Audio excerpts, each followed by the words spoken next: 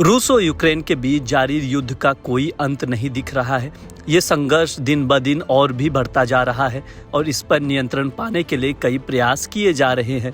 शुक्रवार को अमेरिकी राष्ट्रपति डोनाल्ड ट्रंप और यूक्रेन के राष्ट्रपति व्लादिमीर जेलेंस्की के बीच व्हाइट हाउस में एक मुलाकात हुई जो बाद में बहस में बदल गई।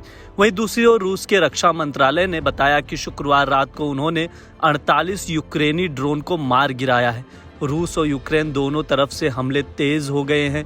पिछले 2 दिनों में रूस ने यूक्रेन द्वारा भेजे गए लगभग 70 ड्रोन मार गिराए हैं। इनमें से 8 यूएवी को ओरियल क्षेत्र में, 7 को कुर्सक क्षेत्र में, 4 को ब्रॉन्ज क्षेत्र में, 1 को स्मोलेंस्क क्षेत्र में और 2 को क्रोस्टोडोर क्षेत्र में गिराया गया है। इन हमलों के बाद दोनों देशों के बीच जंग की तीव्रता में और वृद्धि हुई है। रूस और यूक्रेन के बीच युद्ध को 3 साल हो चुके हैं।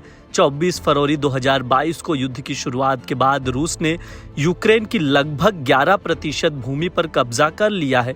यूक्रेनी सेना के commander in chief colonel general Oleksandr Syrskyi का दावा है कि 30 दिसंबर 2024 तक युद्ध में 4,27,000 से अधिक रूसी सैनिक मारे गए या घायल हुए हैं। इस युद्ध के कारण लाखों लोग विस्थापित हो गए हैं और दोनों देशों की हताहत संख्या भी बहुत अधिक है।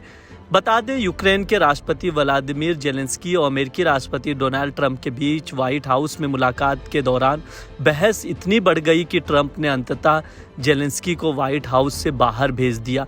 मुलाकात के दौरान जेलेंस्की ने शांति समझौते के तहत अपनी खोई हुई जमीन को वापस पाने की कोशिश की, लेकिन ट्रंप ने उनकी तीव्र रूप से असहमति होते हुए उन्हें धमकी दी। ट्रंप ने कहा कि आज से आपके बुरे दिन शुरू हो रहे हैं। रूस यूक्रेन युद्ध ने पूरी दुनिया को चिंता में डाल दिया है।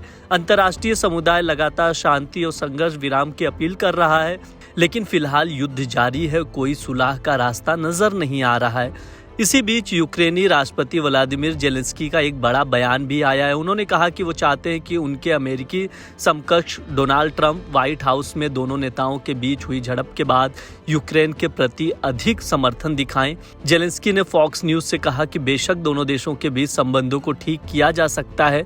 यूक्रेनी राष्ट्रपति ने कहा कि वो साझेदार के रूप में संयुक्त राज्य अमेरिका को खोना नहीं चाहते हैं।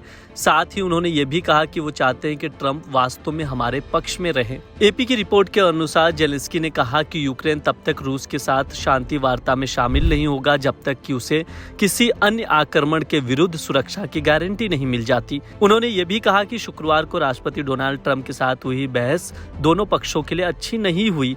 यूक्रेनी राष्ट्रपति का यह भी कहना था कि ट्रंप को ये समझने की जरूरत है कि यूक्रेन रूस के प्रति अपने रवैये को एक पल में नहीं बदल सकता।